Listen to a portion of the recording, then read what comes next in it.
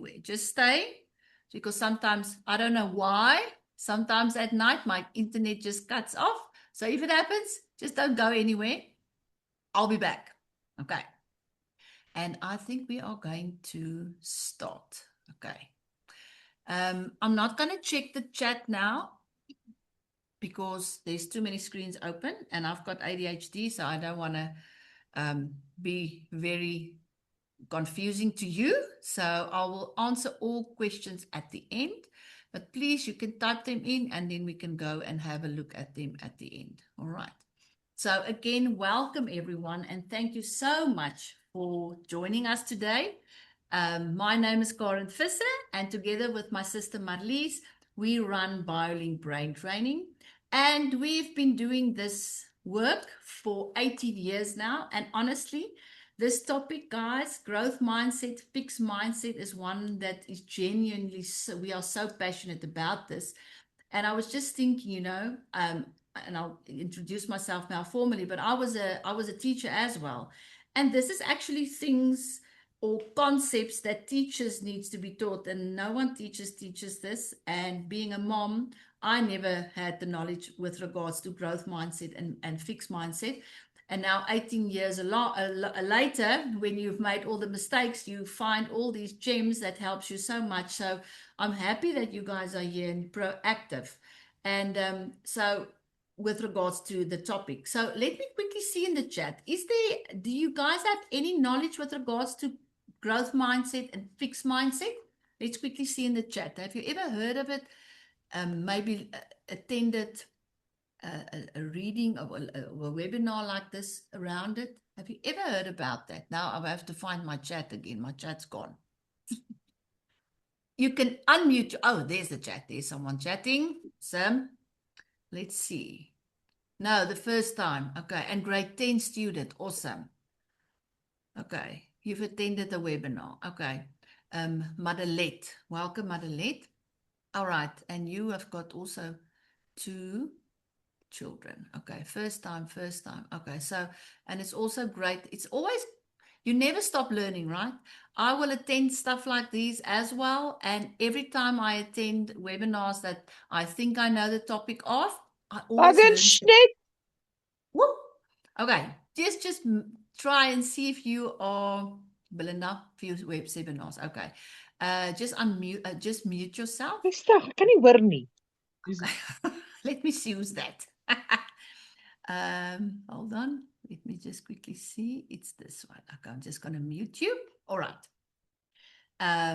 Okay, and I will check in later with the chat. Okay. So this topic is backed by research. If you've been following us for a while, you will know everything that BioLink does and believe in and practices comes from research. My husband is a professor in chemistry, and when we started this business 18 years ago, because of my own son, and we're looking for answers.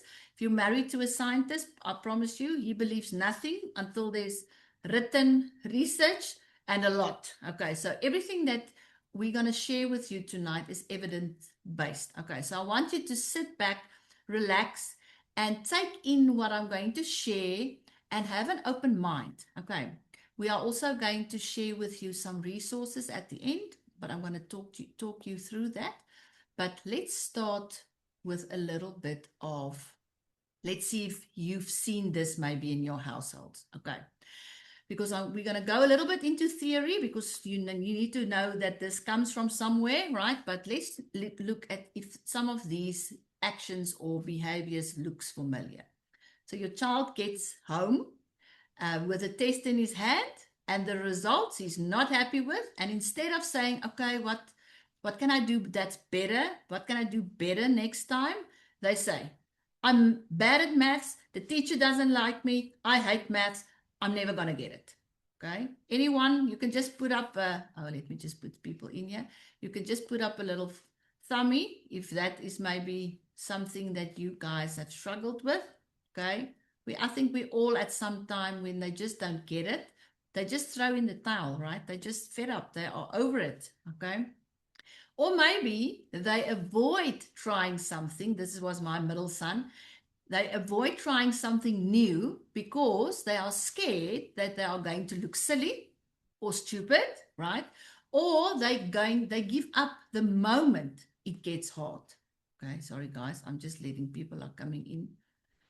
Okay, and here's the one that really hit home, especially for me, is that we say, we all do this, well done. You are so smart. You are so clever. Okay. And we know we mean this with the purest of hearts. Okay. But what if that one little phrase is actually working against them? Okay.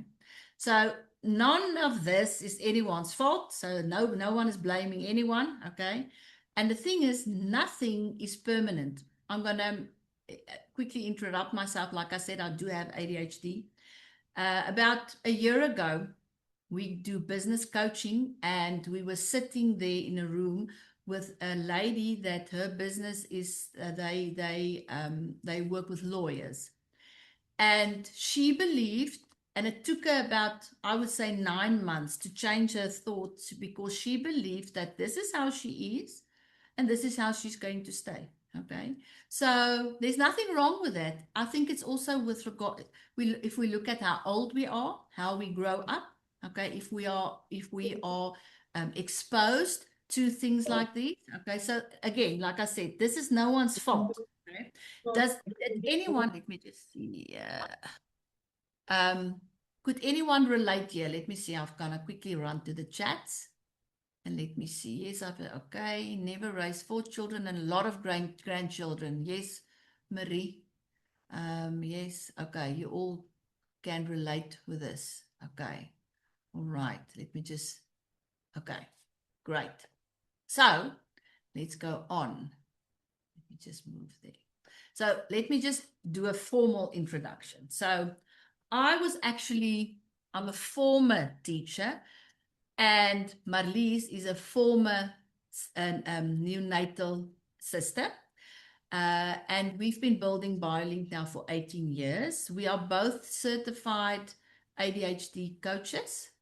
And we have centers across the globe and overseas where we help parents and teachers and grandparents and adults and seniors with the services that we render. Okay. So our business is run, and it came from, like I said, my oldest son, that's now 25, was diagnosed first with ADHD, later on with autism, and I was told that you will not amount to a lot. And can you imagine if I had a fixed mindset and I believed that, what would have happened? He's now 25 years old. He runs his own business. He's doing so well. But if I didn't have the knowledge that I gained. So really, guys, we come from a place of understanding because we've lived this. Okay. So I want to quickly share with you what we are going to cover tonight. And like I said, I want to keep it brief because we're going to send you some resources and some stuff that you can work through. But we're going to start with what a growth mindset actually is, and why the brain science behind that. Like I said, remember, I'm married to a scientist, matters. Then we are going to look at what it looks like and sounds like in real life. And that means at home and in a classroom. And then we are going to move on to some practical stuff. Okay, we're going to talk about the language shifts that you can make, the power of goals, and how to help your child also to build an action plan they actually follow through on. Okay, so at the end, I will also give you, like I said, the three resources that you can go and implement and use with your children. Okay, so let's look at what is a growth mindset, what is a fixed mindset. So a growth mindset is a term that, like you said now, a lot of you maybe didn't or did, you know about that.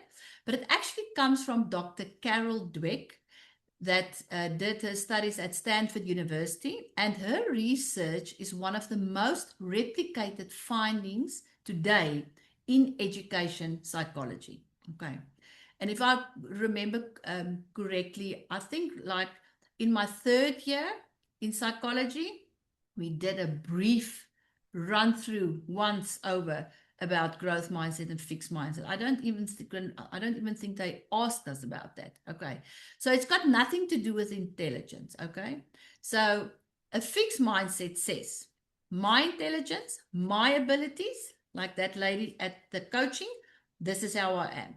This is how I am, and I'm not going to be able to change. A growth mindset, on the other hand, says my brain can change. I can get better at things through effort, through different strategies, and I can learn from my mistakes. And I think you guys will agree with me. Children today don't like making mistakes. As soon as they start making mistakes, they feel like failures. And we've seen this. There's been thousands of kids that go through our centers. And a lot of the kids that come through our centers have got ADHD. They've failed so many times, and they believe they are going to stay like that. Okay. So the one thing that you need to understand with regards to the brain is the brain is not fixed. It's actually plastic. It can grow, okay? It can form new neural pathways. Okay, I'm going to get to that. So every time your child, oh, guys, let me just find. We have to do what we have to do for business. Sorry, let me just mute again. Sorry about that. So every time that a child or you practice something that's very hard, okay, real physical connections are actually being built in your brain, okay? So neurons that fire together is going to get wired together. So this is not just something that sounds awesome, okay? It's actually neuroscience. So when a child says, I'm not a math person, and I'm going to teach you one sentence that you're going to drill into your children, okay? What their brain is actually saying is, I haven't built those neural pathways yet. And the word yet changes everything. Okay. I've got a little Laatlammetjie. My oldest son is, like I said, 25, the other one 24, and I've got a 13-year-old. So you can imagine how much different I parented him because of all the knowledge that I have and the mistakes that I made. And he knows if he try and say something to me, I just look at him and then he will always say, yet, mommy, yet. Okay, so bear with me, this works. Okay, so if we look at a fixed mindset versus a growth mindset in real life, so children that's got fixed mindsets, and like I said, remember, this is no one's fault. A lot of times children struggles for years, and they struggle and they try and communicate with us through their behavior, but if they don't get helped, they get stuck in that mindset. So children that's got a fixed mindset avoids challenges because they don't want to look, like I said, stupid. They don't even want to try. They give up very fast, okay? Especially if things gets hard. And we see this when we do our therapy. As soon as the exercises we start doing gets just too difficult, they want to give up. Okay. They see feedback as criticism. And you know what?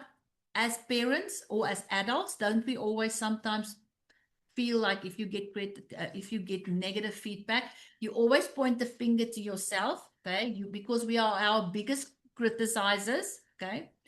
And the fourth one is they feel threatened by others' success. So those are your fixed mindsets. And like I said, please, I want you to understand that this is, like I said, it's not fixed, right? And it's not judgment, right? Okay. A growth mindset, on the other hand, they like a challenge, okay? Because they want to get better. They can go on and on and on, okay? And they use the feedback to adjust and to improve, okay? And they look at other people and they actually feel inspired, okay? So what I want you to remember is that this mindset is not permanent, okay? So children move between these depending on the subject, the day, if there's any pressure around them, okay? And then also personality. I don't know who of you are familiar with Hetty Britt's trees, But your palm trees, I'm a palm tree, you just go on and everything is happy and we just try again, right? So personality plays a very big role here as well. But our job isn't to label them, it's to create conditions where that growth mindset can actually be nurtured and taught to grow, to get better. Okay. So look at this one. And this is what I was talking about in my reels and everywhere is that, and this is a very important slide, is that this is really, take a snapshot of this one. So Dweck's research actually found something that surprised everyone. So praising, and this is so contradictory if we think of ourselves. So praising a child for being smart actually promotes a fixed mindset. And that's what we do. They got 18 out of 20. Oh, you are so clever. You are so smart. You are so bright. So by saying those words, we are actually promoting them to have a fixed mindset, right? Because especially if we start doing this, and I remember with Henry, my autistic, as soon as he got just like 50% for maths, because he was really struggling with it, I would tell him, you are so smart, okay? And that was the wrongest, it wasn't the best thing that I could tell him, okay? So when you say that they are clever or smart, the child hears my value and that everything that I bring to the table is tied to being clever. So the next time that they get in front of something that is hard, they have to face something that's hard, they're going to avoid it. Because if they fail, for them, it feels like they are not clever anymore. But praising the effort, the strategy, the attitude, the plans that they make to solve something, to do something, that promotes a growth mindset. Okay. So when you say, I can see how hard you worked on that, the child hears my effort matters. My approach, how I do this matters, and I can get better. So, and I know this is not ideal, but now your child brings home a math test and it's like 10 out of 20. You know they can do better. You know they've got the capabilities, right? So instead, what you need to do, and especially if you know that they studied hard, so many of our children really put in the effort, but as soon as they get the results, it's not reflective of the input. And if we are not going to tell them and praise the effort, we are going to lose them. So you have to praise. I know you put in everything. It's only 10 out of 20, but we're going to do better next time. That's why we talk about goals a little bit later. Okay. So tell yourself the whole time, every time I'm going to say something out of my mouth, say the praise. You have to praise them. Not the result, but the effort. Okay. So it's the same intention, but completely different message that lands with your child. Does this make sense to you guys? Just put me a thumbs up. Does this make sense to you? Let me just quickly see. Do I still have you? If you can just tell me a thumbs up. Does this make sense? Okay. It's really how we talk and what we say. And like I said, the earlier you can start doing this, the better. Okay. But again, also, it's never too late. Okay. So let's look at the way that we talk. Okay. So, because language is the fastest lever that we have as a parent or a teacher. Okay. So the words that we use in ordinary moments, okay, like when they're doing their homework or after a test or at dinner, is going to shape the inner voice your child carries for the rest of their lives. Okay. So let's look at some of these quotes or sentences, right? Okay, let me just close that down. Sorry, guys. Okay. You're so smart. We covered that. So what you rather say is that I saw the effort that you put in. I saw the time that you put in. I am so proud of all the effort that you put in. Okay. because that makes them feel so much better, and it's going to make them want to try again. Okay. Because they feel that mistakes means I'm not good at it. Okay. But we need to teach them. So if they have that saying or that attitude, to tell them, but listen, if you make a mistake, that's actually how we learn, right?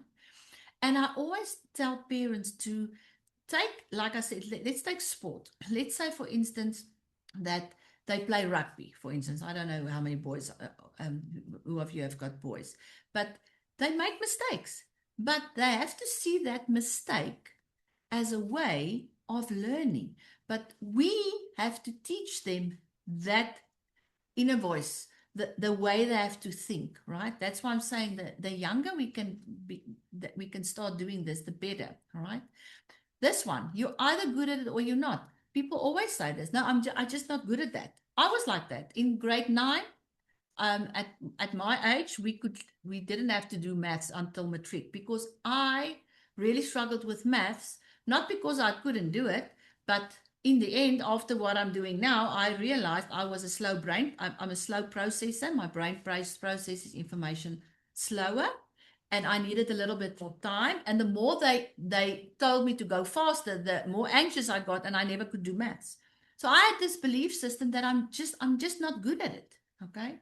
But no one taught me that, you know what, doing maths and anything that I want to do is actually a skill, and skills can be taught.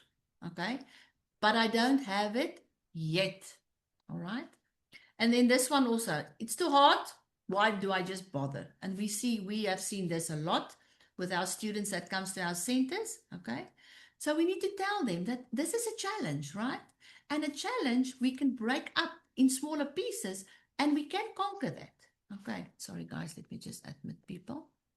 So, and remember, you'll see the notes that I'm going to give you. There's a lot of these ways in which you can speak, because if you're not familiar with this, I wanted to give you resources in different scenarios where you can practice how to speak to them. Okay. And remember, what you're going to teach them, they are going to teach their children. So I want to spend a moment. Remember, we work with the brain. Okay. So because the brain and how the brain works and understanding the changes, how the brain change is very important for you, for kids, but also for parents, so that you understand that. So the brain is not a fixed container. Okay. It's actually a living, changing organ that physically can rewire itself based on things that we do repeatedly. Okay, so we call this, the very fancy name is our brain is neuroplastic. That's why when I had a stroke when I was 50, and my memory, I had damage in my memory and my brain processing speed, I could rewire my brain and form new neurological pathways because I practiced the new skills. Okay, so your brain, doesn't matter how old you are. We work with students from 5. I think the oldest student we have now is like 92, right? The brain never stops learning. Okay, and that's awesome. So a way to explain it to your child, or to your children, is that imagine a field with very long grass, right? And now we have to go from this side of the field to that side of the field. So the first time we're going to go through this field is going to be tough. It's going to be hard, right? And we are going to go up and down and bumps, and there's going to be rocks, and there's going to be ups and downhills and uphills. But the more we start going through the same field, the easier it's going to become, the easier it's going to get. Okay. And that is exactly how the brain forms new pathways, by repeatedly doing the same thing. Okay. So what happens when we practice something that's really hard, the brain builds that physical pathway. And each mistake, each attempt at something, every time we try again, that's a step on that path. Okay. So when your child says, I can't do it, what are you going to say? I can't do it yet.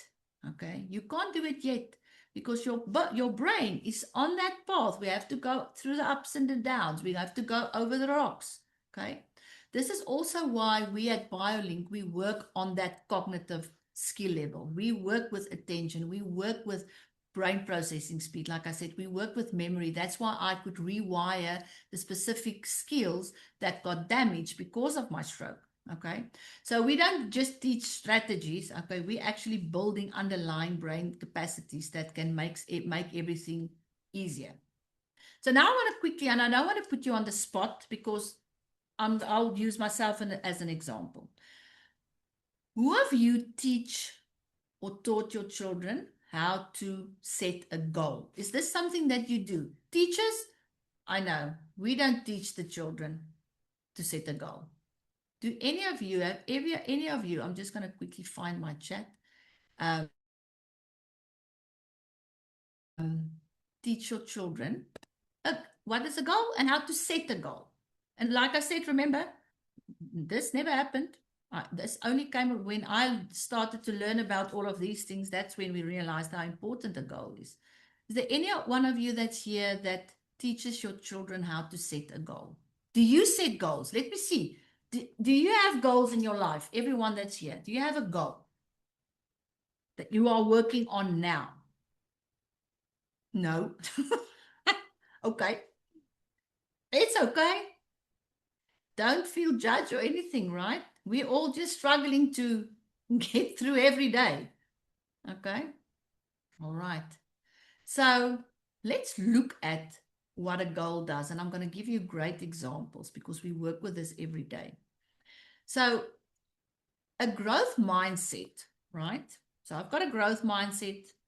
I believe I can do it. I believe things can change. Let me just see the chat. I have goals, not yet learned my daughter to set goals. Okay, great, Crystal. Okay, so let me show you how we teach us, and maybe you can also give us ways that you do this.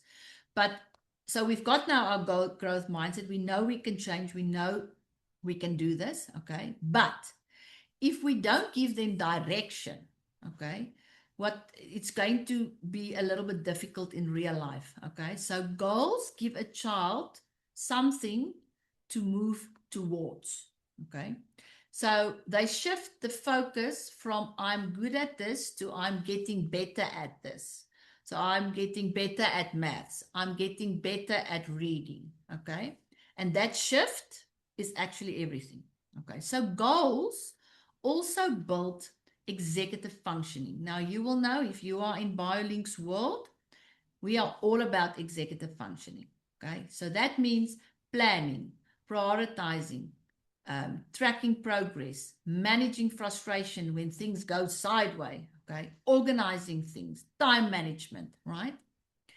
And those skills, those executive functioning skills, is actually that helps children and us as adults to execute tasks, to get through our day, to tick that little box at the end of your workday. Okay, so it's got nothing to do with intelligence. Okay, and remember, executive functioning, remember, everything is skills. It can be trained. Okay, and executive functioning, remember I said it's planning, time management, organization, emotional control, impulse control, transitioning from one task to another. That's not just in everyday life. I want you to think about this. If a child gets, everyone's writing exams, right? So now they're writing exams. So if my child gets a math paper, I have to look at the math paper, the child, it's 60 marks, right? I've got 90 minutes. So when they do exams and tests, they use those executive functioning skills there as well. They need to look at, they have to plan. It's 60 minutes, 60 marks. It's 90 minutes. They have to plan. They have to organize. They have to structure everything. They have to, when they think, like I said, things go sideways, keep their wits together. Okay. So you use executive functioning skills every day in everything. Okay. So the research is very, very clear about this. Children who set their own goals, who understand why they are doing it, and who tracks how they go, are significantly more motivated and resilient than those that don't. Okay? But there is a catch. There's always a catch. The goals need to be their goals. Like you have to have your goals. Your goals is not your husband's goals. Okay? So we are going to get back to that. So can't remember now who said to teach you set goals. So we use the SMART method. We use this also in our study methods courses that we do from grade 4 to 12. Okay. So you need to make this as easy as possible so that they do it and have success. So what we have seen now when we do our study methods courses, so especially the one course that we do is called the focus formula, where we actually teach them. It's when do we learn. So the one course is how do we learn? That's all the methods and how do you listen and how do you do summaries. The other one is when do we do that? Okay, so that's when we do time management, planning, and organization. But we start with goals because everything starts with goals. Then we will tell them, okay, one is pick something that you want to work on. So let's say maths, because maths is always an issue. So what is your maths mark now? And remember, when we do this, the parents are sitting next to the children. It's 60. Okay. What is your goal? Then because the parents are not allowed to talk, right? They're just there to observe. Then the children will say 80% or 90%. And then the mom will say, yes, that's great. But that's not doable. A child that has been struggling and have 60 as their mark can't go in a term even to 90%. It's not realistic. So what happens if we leave them setting that 90% goal? Are they going to reach it? No. So are they going to set another goal? No, never, right? So we need to teach them how to do this responsible, okay, in a responsible way. So the S stands for specific, not I want to lose 15 kilograms, okay, or I want to lose weight, okay, I want to lose 15 kilograms, okay, I want to read for 15 minutes every day, okay, for the next month. That's a smart, a specific goal, specific. There's a specific thing. M, it needs to be measurable. Okay, so I need to be able to measure as I go. Let's use the one about the weight. I can get onto the scale every week and measure how I'm doing. Okay, in this example is I can know and watch my progress through maybe how many books I've read, time that I spend on it, maybe did some quizzes, some comprehension questions, okay? And then this one, and this is where the parents comes in, and this is where you need to help them, is the goal needs to be achievable. If I tell you now, it's now the 23rd of June, I want to lose 20 kilograms in 3 months' time. No, that's not achievable, okay? So you need to guide them here, right? So the goals should stretch them a little, but not break them. Sorry, to go from 60 to 90, not realistic, okay? But it's also should not be too easy so that there's no growth. Okay, so a goal that's impossible can destroy confidence. And this is what we've seen Marlies and I so many times, okay? The next very important one is, and this is where we as parents have to step back as well. This goal needs to be relevant to them. Okay. Does this goal matter to them? Okay. If I want to lose 20 kilograms, it matters to me because I have a 30-year school reunion and I don't want to, whatever. Okay. It needs to be relevant. Okay. So, and again, this is where you need to step away to them, not to us. Okay.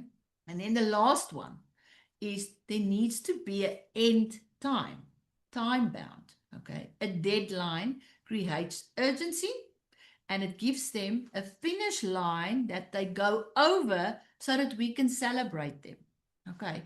So that's why we love using the SMART method framework, because I know it sounds very formal, but it's easy to do. Okay, so let me show you one. One for a 7-year-old and one for a 10-year-old. Okay, so the 7-year-old wants to, both of them, this one wants to improve reading and this one wants to improve maths. Okay, so the 7-year-old wants to get better at reading. So the fixed version is read more. That's what we tell them. They struggle with reading, just read more. Okay, but there's no action, there's no plan, there's no direction. So here's a smart way to set that goal up. So the S, I will read for 15 minutes every night before bed for the next 4 weeks. Very structured. I know what to do. Okay. The M, I'm going to keep a chart on the fridge. Maybe mom can help me and I can put stickers on every time I've done it. Okay. That putting that sticker on, that accomplishment, it motivates you to go further. Okay. The A for achievable, mom is going to make certain that I read a book that's on my level, not one that's too high. Okay. And then the R, I want to read. Why? Why? Because I want to be as good as in reading as my friend. So it's relevant to them.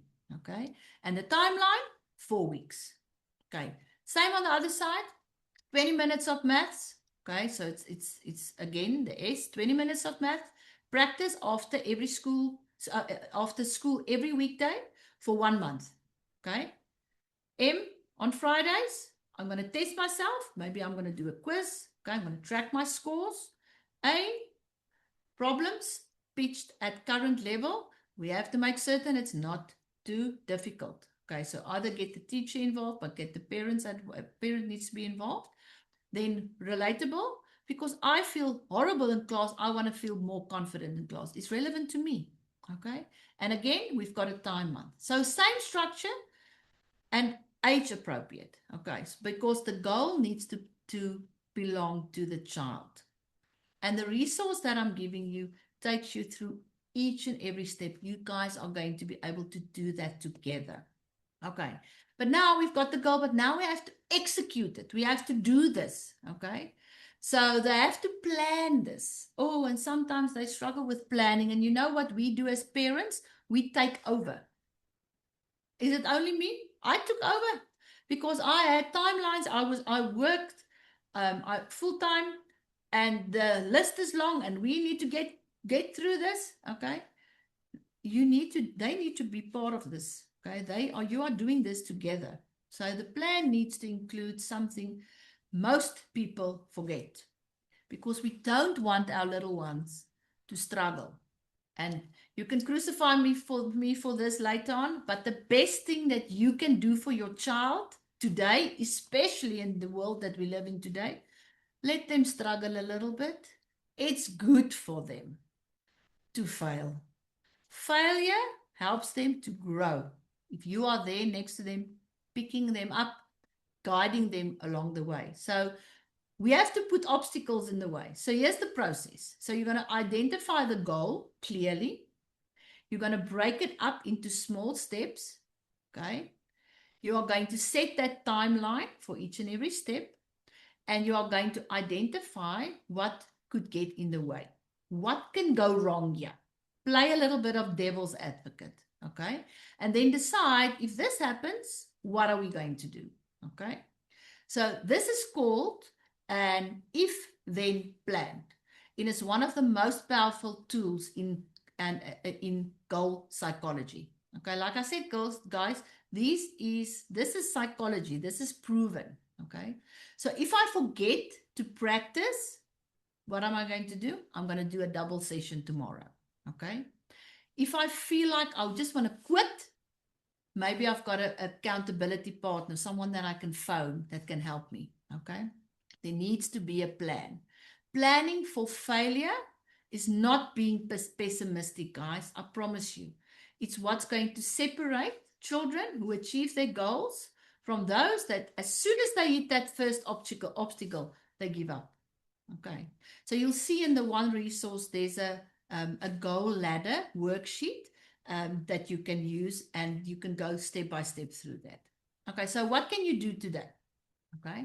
I want to leave you with 4 things that you can do today. Okay, so the first one is just change one phrase, just one. Pick the phrase shift that resonates most with you guys. And remember, you're going to read through that document. You are going to find that's relevant to you. So you're going to find that and commit to one. But like I said, that yet word, that's the best one. Start with that one. Okay. And remember, you can't do it once and think they're going to be able to do this over and over again. You need to repeat this.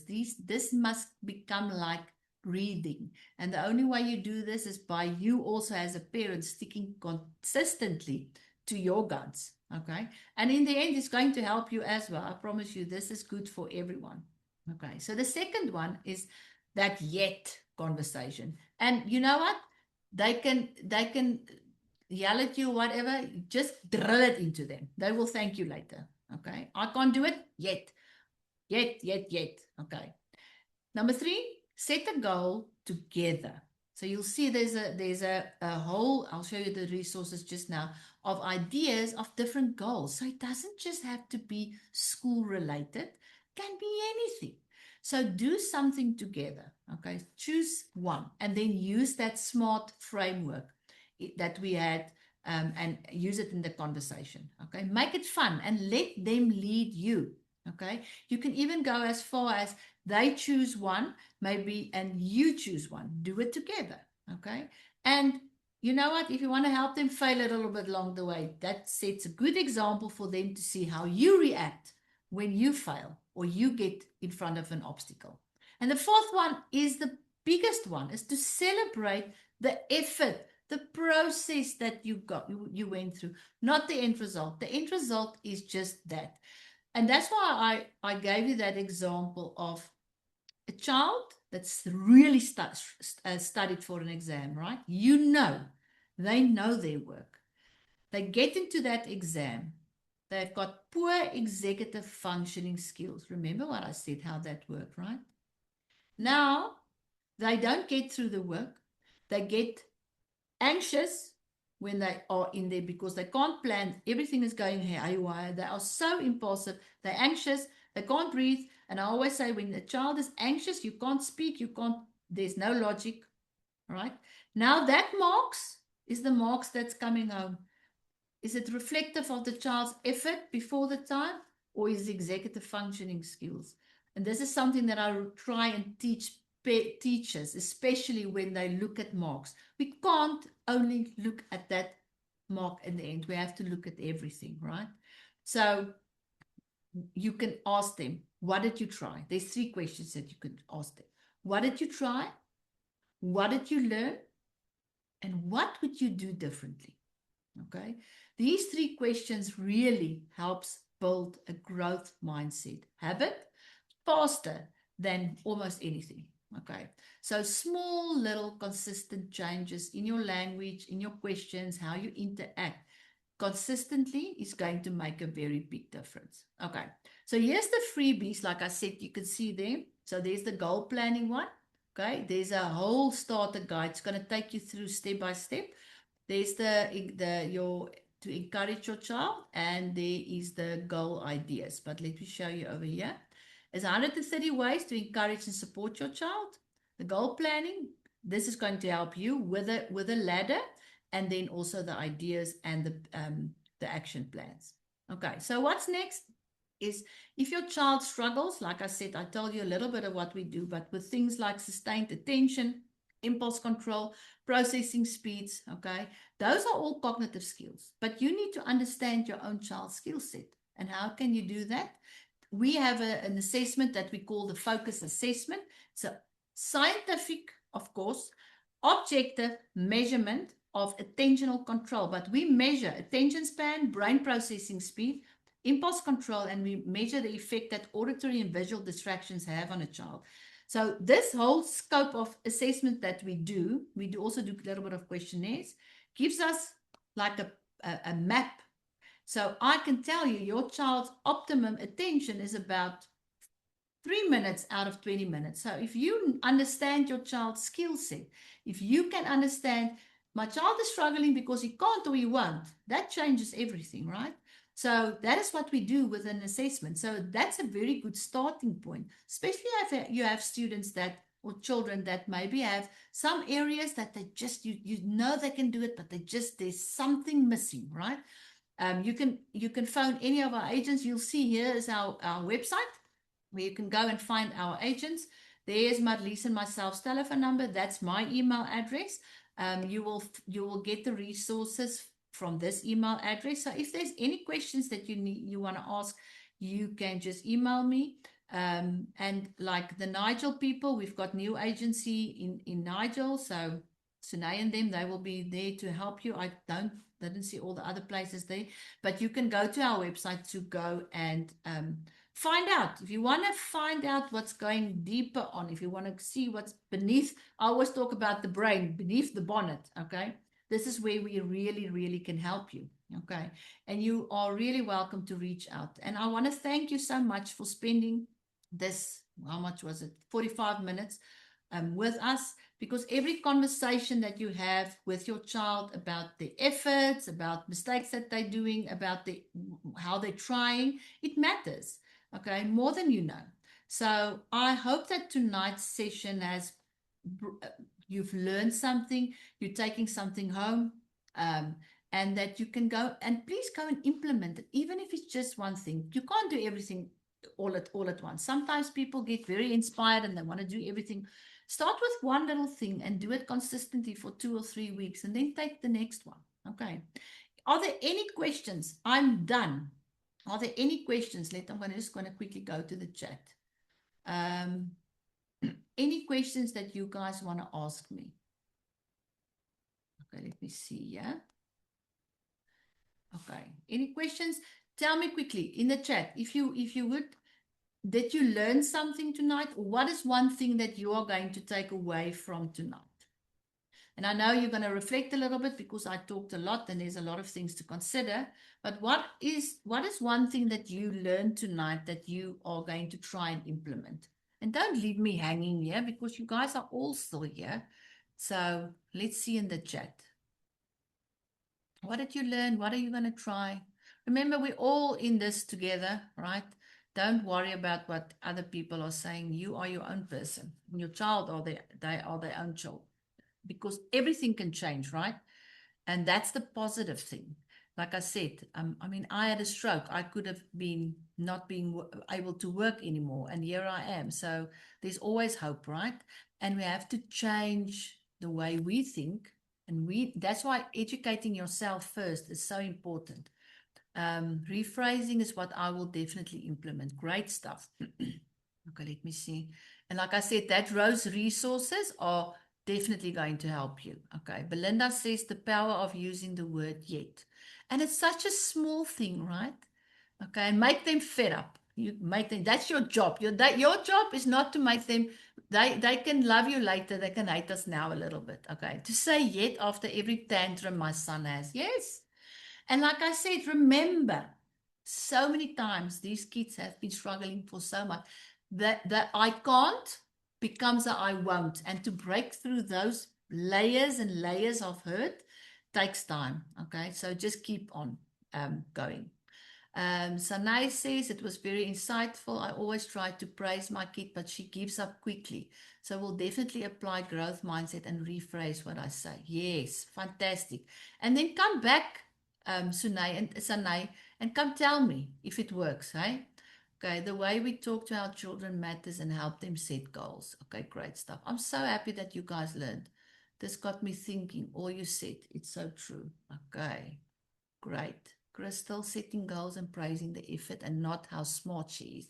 And remember, there's nothing wrong with it. It's just, you don't know what you don't know, right? You don't know what you don't know. Now you know a lot.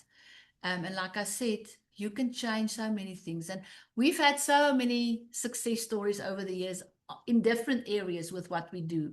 And that's why I want to say it doesn't matter. Don't ever think you are up to here. There's no way out. There's always a way out. And like I said, let your children struggle, guys. They can struggle, but be there next to them to help and guide them through that. Because I always tell my agents, when they work with the students in the centers and the child they struggle with something. You have to clap your hands because it gives us a teaching moment, because you need that real life teaching moment to tap into them so that they can relate it back to something that maybe they struggle with in class, so that it makes sense to them. Because in the end, we are forming little us. And the more we can give them skills to be resilient and go through all the challenges, the better. Okay. All right. What to do when they always compare themselves with others? I know a lot of and that is a fixed mindset as well, right? And I know we've had many parents coming to us that's got twins, and then they are always competing with each other, but really telling them, and again, you say it's tricky and they get upset. I know, because you know what, my Latlam, remember when I've got the gap between the middle one and the late one is like 12 years. You would tell me now, he's very witty. You just say that because I'm his mom, right? Because they don't want to believe us. So it is tough. But again, if you can catch them in that situation and you can help them go through that specific situation and not do it for them, but struggle with them, ask questions, and you can get them just to get one step forward. That's a win. So you have to take it step by step. And remember that getting upset is his way of communicating with you that he's struggling. So I don't see a name, I just see iPhone. So again, remember, you need to go back. I don't know how old your child is, but when there's been issues and struggles for years, you can always go back. That's why when we build this business, my husband said, I don't want to listen to people's opinions. I want an assessment that's got no person involved. It needs to be objective. It needs to be scientific. So, and that's why we created the focus assessment, to take people out of the equation and with those 4 things that we measure, we can see a lot, and it explains behavior. And if you understand your child's behavior, you also respond differently, right? You are going to understand if he throws that tantrum, is it because he can't or because he won't? And maybe he's been trying for so long that he's now just giving up. Okay. But I can't see what that is, but my sound seems to be not so good. But I hope this makes sense. Okay. Let me just see. My internet is still good. Okay, sorry guys. I get very passionate with regards to this, because if you understand your own child, and go to the website. If you don't have anyone near you, there's no agency near you, again, you can contact me. We can assess your child online. I can help you. First, start with your own child and understand your own child's capabilities. Start there, because then it answers a lot of questions. Okay. All right, guys, I'm going to wrap it up. Thank you so much.